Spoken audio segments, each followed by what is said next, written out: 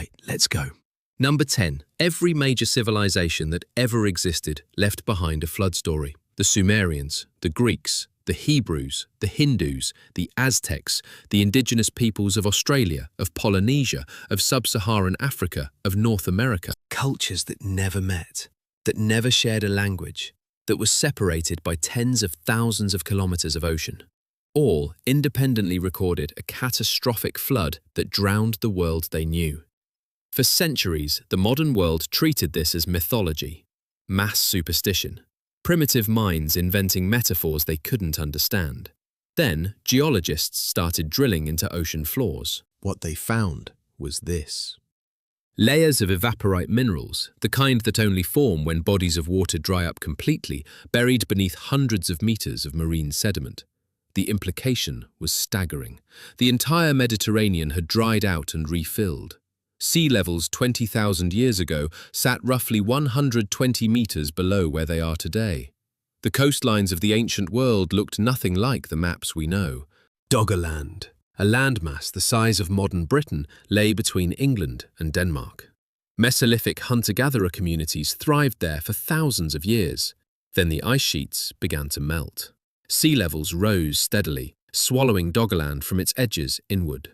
Communities that had lived on these lowlands for millennia watched their world shrink generation by generation. Coastlines retreated, hunting grounds flooded, river valleys became estuaries, then open sea. Entire networks of settlements, the pathways between them, the burial grounds, the sacred sites, all of it slipped beneath the water. We know they were there because their tools wash up in fishing nets. We know almost nothing else. Their stories, their languages, their understanding of the world they inhabited are gone. They remembered exactly what happened. We were the ones who forgot how to listen. Number 9. The philosopher Democritus proposed, without any instruments, without any experiments, that all matter was composed of indivisible particles too small to see. He called them atomos. His contemporaries thought he was insane. Aristotle, the most influential thinker of the ancient world, rejected the idea completely. Aristotle's model dominated Western science for nearly 2,000 years. It took until 1803 for John Dalton to formally propose atomic theory. It took until the 20th century to confirm that atoms exist. It took until 1969 to image one. Democritus was right in approximately 400 BCE, without a single piece of equipment. Number 8. The Aboriginal peoples of Australia have been continuously inhabiting the continent for at least 65,000 years, the longest unbroken cultural tradition on Earth. For most of that time, they watched the sky. What they built from that watching is only now being fully understood. While Western astronomy maps the sky by drawing lines between bright stars, Aboriginal sky maps trace the shapes of dark patches, the dust lanes and nebulae of the Milky Way. The emu in the sky. When the emu appears in a specific orientation above the horizon at dawn, it marks the precise time of year when emu eggs are accessible and nutritious. Research published in 2016 confirmed that the timing encoded in the constellation's visibility corresponds with extraordinary accuracy to the actual egg-laying cycle of emus in the wild. They were not looking at the sky philosophically, they were reading a calendar so precise it tracked animal reproductive cycles across tens of thousands of years. 65,000 years of continuous, accurate, applied science, treated for most of the modern era as folklore. Number 7. In 10th century China, physicians developed a practice called variolation. They took material from the pustules of smallpox survivors and blew it into the nostrils of healthy patients. The patient would develop a mild form of the disease and recover, and then they would be immune. No germ theory, no understanding of viruses, they had noticed a pattern and built a medical intervention around that observation. The Ottoman Empire adopted the practice in the early 1700s. Lady Mary Wortley Montagu observed it in Istanbul and brought it to England. Edward Jenner formalized the concept in 1796 and is credited with inventing vaccination. The underlying principle had been in clinical practice in Asia for approximately 800 years before he formalized it. Number 6. The Amazon basin contains an estimated 80,000 plant species. The probability that any given two plants combined in a specific way would produce a pharmacologically active compound that neither produces alone is functionally indistinguishable from zero. Yet the peoples of the Amazon assembled exactly this combination and have been using it for at least 1,000 years. The vine contains compounds that suppress the very enzyme that would otherwise destroy the active ingredient in the leaves. This is enzyme inhibition. This is bioavailability. This is a level of pharmacological precision that modern researchers describe in peer-reviewed journals. When ethnobotanists ask contemporary Amazonian shamans how their ancestors discovered the combination, the answers do not satisfy Western expectations. The plants told us. The vine taught us how to prepare it. We learned in dreams. The conventional explanation is trial and error across generations. The problem with this explanation is the search space. 80,000 plant species, countless possible combinations, most combinations producing nothing, some combinations producing death. The number of trials required to randomly arrive at the correct pairing, with no prior knowledge that such a pairing should exist, strains the bounds of what trial and error can plausibly produce. Somewhere in the deep past, someone figured it out. We do not know how. Number 5. Western medicine spent decades treating traditional acupuncture meridians as pure inventions. In 2002, researcher Hélène Langevin injected blue dye at acupuncture points. The dye spread not randomly, but along specific anatomical planes. The fascial network, a tissue system whose significance Western anatomy had itself underestimated until recently. The practitioners who mapped the meridians had no microscopes, no imaging technology, no understanding of connective tissue as a distinct anatomical system. They drew lines on the body that correspond to real anatomical structures we only began taking seriously in the 21st century. Number 4. Indigenous cultures across Australia, North America, Africa, and South America practiced deliberate, controlled burning of landscapes for thousands of years. The fires were set with specific timing, in specific patterns, for specific purposes: to clear undergrowth, stimulate new plant growth, maintain open land for game, and prevent the accumulation of fuel that leads to catastrophic, uncontrolled fires. Colonial administrations banned the practice. Fire suppression became the scientific consensus. For roughly a century, the accumulated fuel loads across fire-adapted landscapes built to levels they had never reached in thousands of years of human management. Then the fires came. The Australian bushfires of 2019 burned approximately 18.6 million hectares. The California fires of the past decade have consumed millions of hectares of land managed under total suppression policy. By 2020, government agencies formally began reintegrating Indigenous-controlled burn practices. The Australian state of Victoria now works directly with Aboriginal communities to implement fire management techniques developed over 65,000 years of continuous ecological observation. They knew exactly what the land needed. We burned it down trying to protect it. Number 3. Between 3,500 and 1,000 BCE, Polynesian peoples navigated millions of square kilometers of open Pacific Ocean, the largest body of water on Earth. They had no compass, no sextant, no charts, no instruments of any kind. What they had was a system of navigational knowledge so precise that modern sailors using GPS have documented traditional wayfinders arriving at destinations thousands of kilometers away with errors of less than a kilometer. Star paths, ocean swell patterns, the behavior of birds at specific distances from land, bioluminescence in the water at night, cross-referenced continuously across weeks of open water sailing. The Western response to Polynesian navigation for most of the modern era was that it was impossible, that the settlement of the Pacific must have happened by accident, by people blown off course who happened to find land. In 1975, the Polynesian Voyaging Society launched Hokulea, a reconstruction of a traditional Polynesian double-hulled canoe. In 1976, navigator Mau Piailug guided Hokulea from Hawaii to Tahiti. 4,000 kilometers of open ocean, using only traditional methods. He arrived. They were not lost at sea finding land by accident. They were the greatest navigators in human history, operating a knowledge system so sophisticated we spent a century insisting it couldn't exist.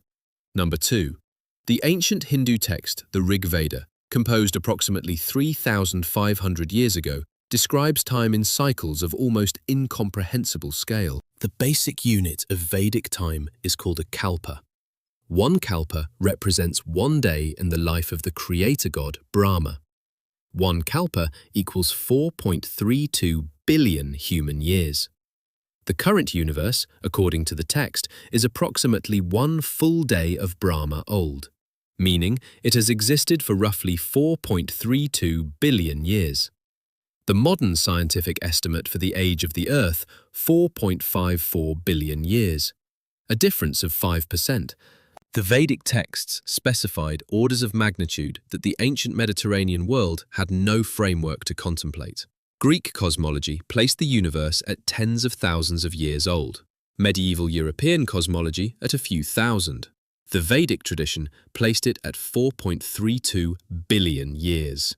3,500 years before the instruments existed to measure it. Whether this was derivation, coincidence, or something else entirely, it remains one of the most numerically precise alignments between ancient cosmological belief and modern scientific measurement ever documented. Number 1. Across cultures separated by oceans and millennia, the same claim appears in the sacred knowledge of shamanic traditions, mystery schools, contemplative religions, and indigenous healing practices. States of consciousness accessed through specific practices reveal something real about the nature of the mind that ordinary waking consciousness conceals. For most of the modern era, this was treated as hallucination. The brain misfiring under chemical stress, producing sensations confused for revelation. Then, neuroscience started measuring what actually happens. Research into psychedelic compounds has documented that these substances produce measurable changes in default mode network activity. The default mode network is the brain system responsible for the continuous sense of self, the narrative of I that runs beneath ordinary waking consciousness. Under these compounds, and under deep meditative states, activity in this network decreases dramatically. The boundary between self and environment. The thing that makes you feel like a separate entity looking out at a world outside you weakens or disappears entirely. Users describe this as a sense of unity, of dissolving into something larger. Ancient traditions describe this as the goal of the practice, as accessing a truth about reality that the ordinary ego conceals. Johns Hopkins, Imperial College London, and NYU now run clinical programs using psilocybin to treat depression, addiction, and end-of-life anxiety. The results are, by clinical standards, remarkable. The mechanism being studied is precisely what prehistoric shamanic traditions described, temporarily quieting the self, accessing states the ordinary mind is too noisy to reach. They built entire civilizations of knowledge around this. Mystery schools, initiation rites, decades-long shamanic apprenticeships, all to transmit and protect access to a state of consciousness that modern neuroscience has only begun to map. They knew the mind contained more than waking life revealed. They spent thousands of years developing protocols to reach it. We spent the better part of a century calling it superstition. The science is now catching up. And every ancient tradition that described this, every shaman, every initiate, every healer who spent a lifetime mapping territories the rational mind refuses to enter, turns out to have been describing something real. They were always ahead of us. We just kept needing proof. Before we move on, there is something about the flood that most people have never been told. The oldest written flood account in human history is not Noah. It is the Epic of Gilgamesh, and it predates the biblical version by approximately 1,000 years. The flood story in Gilgamesh contains a man warned by a god, a boat built to survive, animals taken aboard, and a mountain where the boat comes to rest. The parallels are not approximate, they are specific. In 1872, Assyriologist George Smith found Tablet 11 of the Gilgamesh epic in the British Museum. When he read it, he reportedly stood up, began undressing in the reading room, and had to be restrained by his colleagues.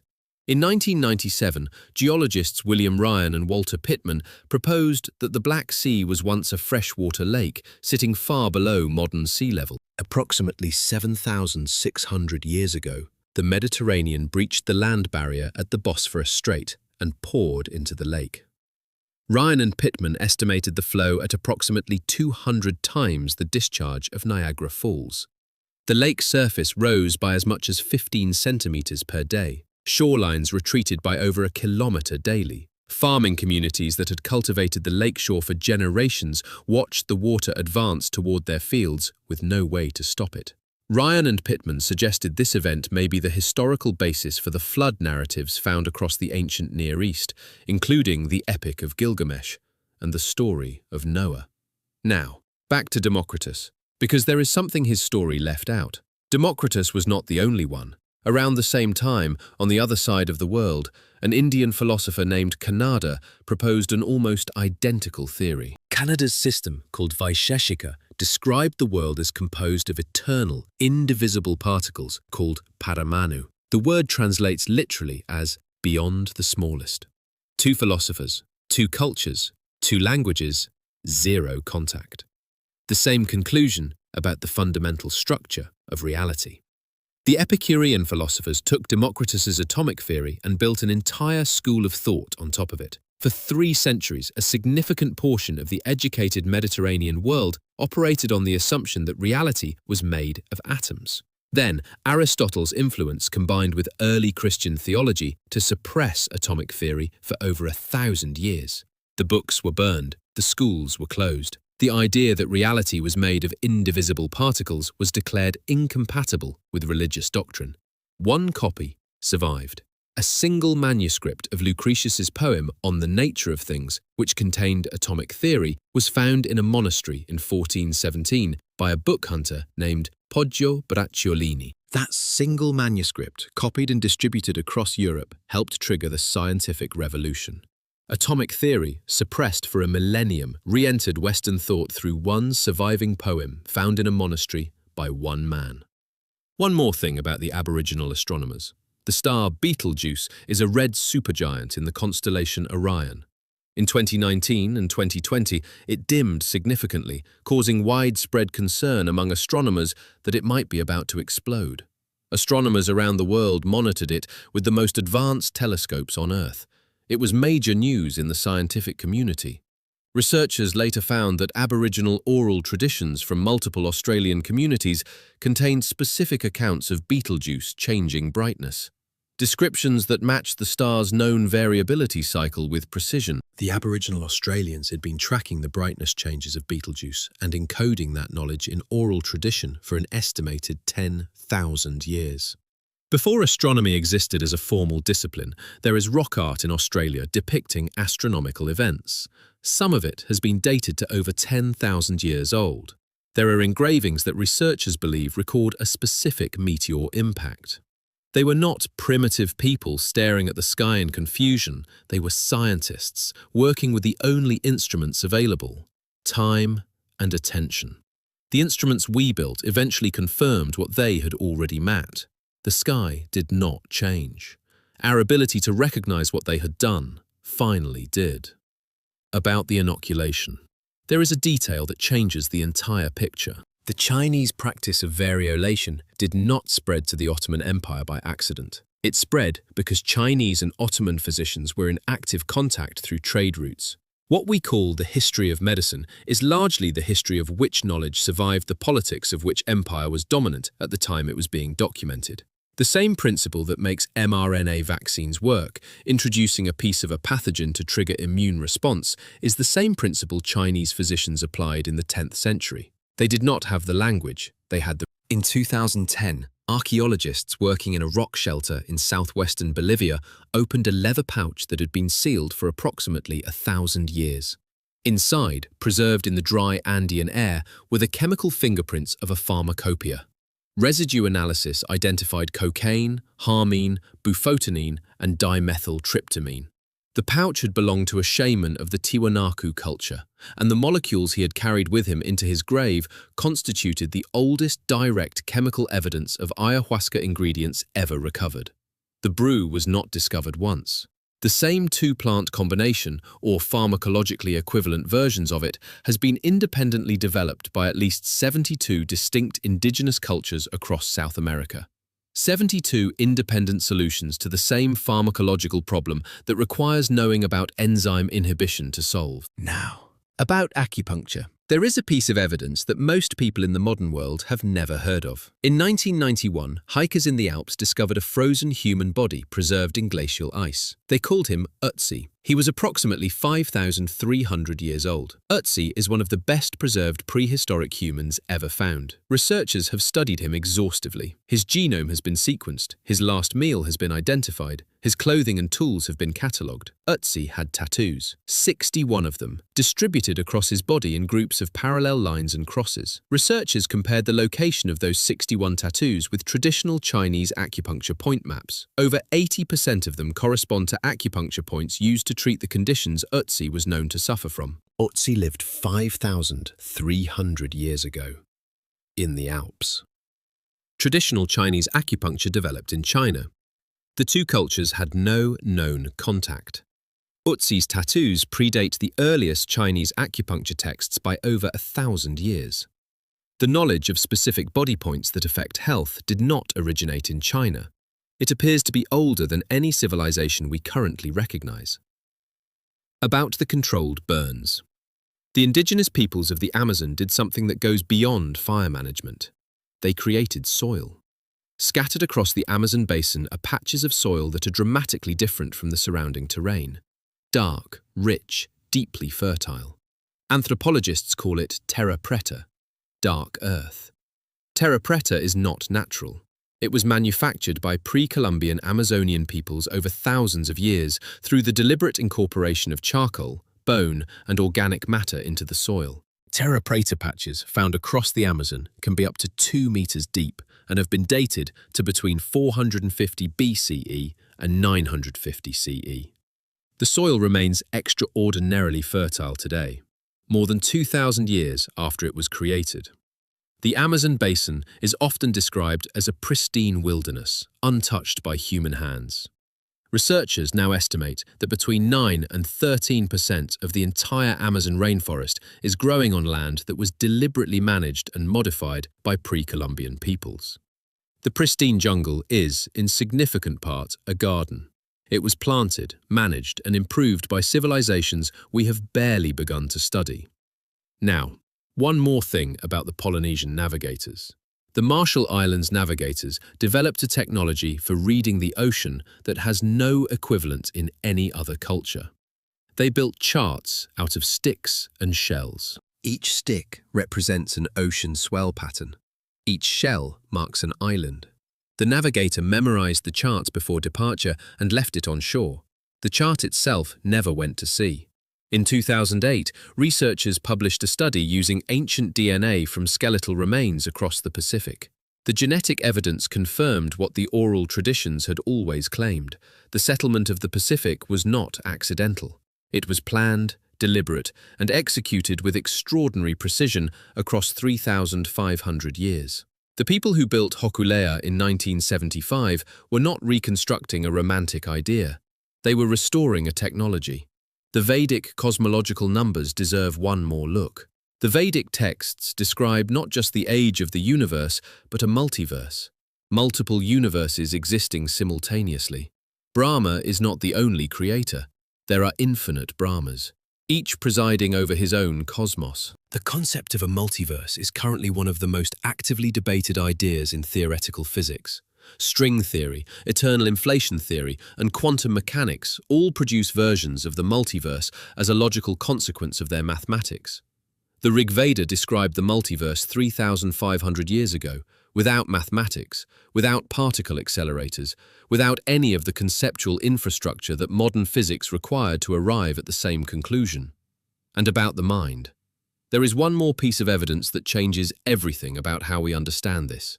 In 2023, neuroscientists at Imperial College London published findings from the largest clinical trial of psilocybin for treatment-resistant depression ever conducted. The results were not modest. Patients who had not responded to any previous treatment showed significant improvement after a single supervised session. A single supervised session. With a compound that prehistoric shamanic traditions have been using for documented millennia, to access states of consciousness that modern neuroscience has only recently begun to understand. There is one more piece of the acupuncture story that belongs here. Traditional Chinese medicine developed a diagnostic technique called pulse diagnosis. Physicians placed 3 fingers on the wrist at specific positions and could reportedly identify conditions in organs throughout the body from the quality, rhythm, and character of the pulse at each position. Modern cardiology has confirmed that different qualities of the radial pulse do in fact correspond to different physiological states. The pulse contains far more diagnostic information than Western medicine acknowledged for most of the 20th century. Chinese physicians developed pulse diagnosis approximately 2,500 years ago. They described 28 distinct pulse qualities. Modern cardiology has now identified physiological correlates for most of them. They were taking the pulse of the body. In ways that modern medicine spent centuries dismissing and decades confirming, there is a pattern running through all 10 of these beliefs. Something that connects Democritus to the Aboriginal astronomers, to the Polynesian navigators, to the Vedic priests. None of these peoples had access to the instruments we associate with reliable knowledge. They had no electron microscopes, no particle accelerators, no genome sequencers, no radio telescopes. What they had was something our culture systematically undervalues: time. Sustained, multi-generational collective attention applied to the same phenomena over centuries and millennia. 65,000 years of Aboriginal sky observation, thousands of years of Polynesian ocean navigation, centuries of Chinese pulse study, millennia of Amazonian plant knowledge. Each of these traditions was doing what science does, making observations, identifying patterns, refining methods, testing across generations, building knowledge that accumulated. The difference was not the quality of the thinking. The difference was the vocabulary we chose to legitimize it. We built institutions to produce and verify knowledge. Those institutions worked. They also created a blind spot. Everything that had not passed through them was, by definition, not knowledge. This is not an argument against science. Science is how we confirmed that all 10 of these beliefs were correct. Without it, we would still be arguing. The argument is simpler than that. It is that the capacity for systematic observation, pattern recognition, and the accumulation of reliable knowledge is not a product of Western civilization. It is a human capacity. Every culture that sat still long enough, paid attention carefully enough, and transmitted what it learned faithfully enough, produced knowledge that turned out to be correct. What this means for us is uncomfortable, because it implies that the knowledge we have already dismissed, the traditions we have already classified as superstition, may contain things we have not yet confirmed. Not all of it. Some ancient beliefs were simply wrong. The earth is not flat. Diseases are not caused by supernatural entities. Bloodletting does not cure fever. The point is not that ancient knowledge was always right. The point is that our default assumption has been that it was probably wrong, and that assumption has a cost. The cost is documented. We spent a century setting forest fires by trying to prevent them. We spent decades dismissing acupuncture before confirming its anatomical basis. We spent centuries attributing vaccination to one man when it had been practiced for 800 years. The question worth asking is not whether ancient peoples were primitive. The question worth asking is what else they got right that we have not yet bothered to check. There are approximately 7,000 languages currently spoken on Earth. Each one represents a distinct cognitive framework, a different way of categorizing, naming, and understanding reality. Linguists estimate that one language dies every 2 weeks. When a language dies, the cognitive framework it encoded, the way of categorizing reality it had developed over millennia, disappears with it. Of the 7,000 languages currently spoken, approximately half are expected to be extinct by the end of this century. In most cases, no documentation exists. The knowledge they encode will be gone permanently. We do not know what is in those languages. We have not looked carefully enough. If the pattern from these 10 beliefs holds, some of what is there will turn out to be correct. The 10 beliefs in this video were confirmed because someone, eventually, decided to look. The language extinction crisis is happening because, largely, no one is. These 10 beliefs are not the exception to a rule. They are a sample from a much larger body of knowledge that humanity developed before the institutions we currently recognize as authoritative existed. The civilizations that produced these beliefs did not survive intact, but the knowledge survived. In oral tradition, in ceremony, in the bodies of the people who practiced it. in the plants that were tended across generations, in the stars that were watched and named. What is remarkable is not that some of it turned out to be correct.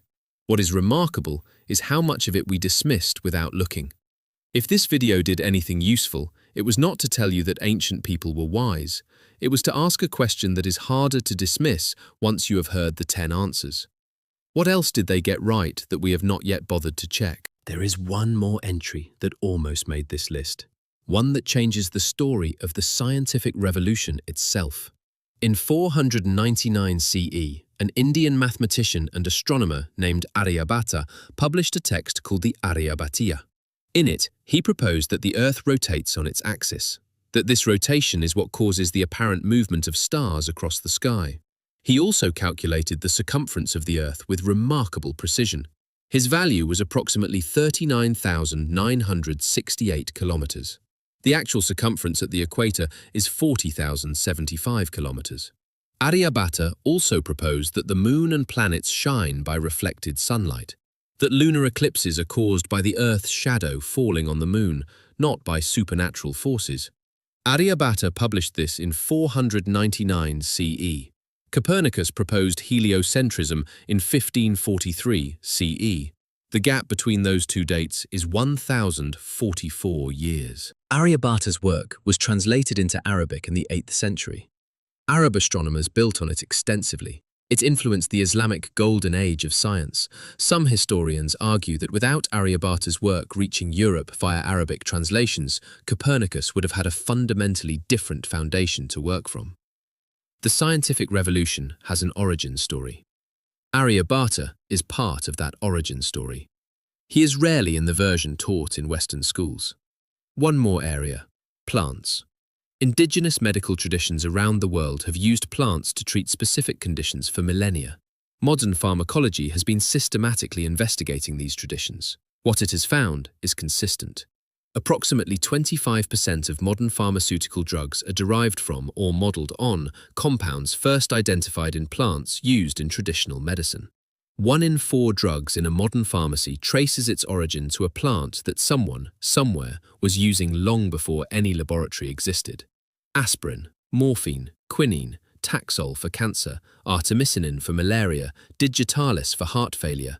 Every one of these began as a plant used in traditional medicine before any pharmaceutical company existed. The Amazon basin alone, which contains the most biodiverse plant life on Earth, is home to indigenous communities with detailed pharmaceutical knowledge of thousands of plant species. Most of this knowledge has never been documented. Most of the communities that hold it are under existential threat. Ethnobotanists estimate that we are losing plant knowledge faster than we are documenting it.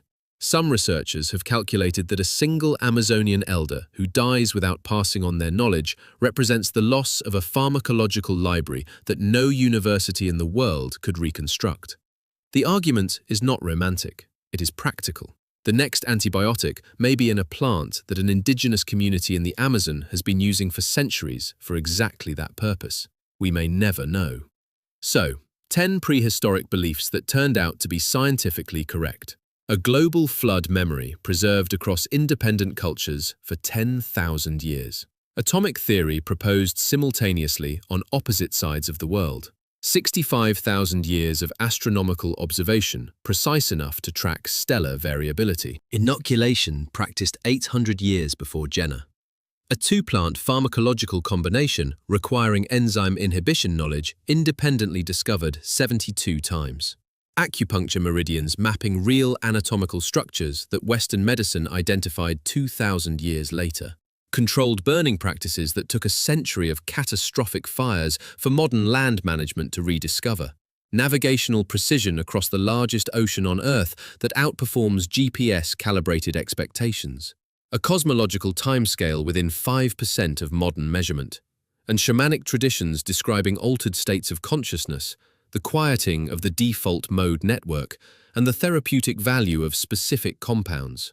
A description that matches current clinical neuroscience with enough precision that Johns Hopkins built a research program around it. 10 beliefs, 10 independent confirmations by modern science, 0 instruments, millennia of attention. The flood story is eyewitness testimony. The atomic theory was independent convergence across cultures. The astronomical knowledge was systematic observation across generations. The inoculation was applied empiricism without theoretical framework. The ayahuasca was pharmacological problem-solving without formal chemistry. The acupuncture was anatomical mapping without imaging technology. The fire management was ecological engineering without ecology as a formal discipline. The Polynesian navigation was precision engineering without instruments. The Vedic cosmology was theoretical physics without mathematics. The shamanic traditions were neuroscience without laboratories. All of this without the vocabulary, without the institutions, without the credentials, without the instruments. Just attention and time, and the discipline to pass it on. This is a video about 10 prehistoric beliefs. It is also a video about what counts as knowledge, who gets to produce it, and what we lose when we answer those questions too narrowly. If you are still here, you have now sat through approximately 15 minutes of evidence that the world is more interesting than it is usually described. The subscribe button is there. So is the bell. The algorithm works better when you use them. I have now fulfilled my contractual obligation to mention this. The next video will cover 7 empires that destroyed themselves, which has slightly less to do with ancient wisdom and slightly more to do with catastrophically bad decisions made by people who should have known better. It will be significantly less philosophical and significantly more catastrophic. Thanks for watching.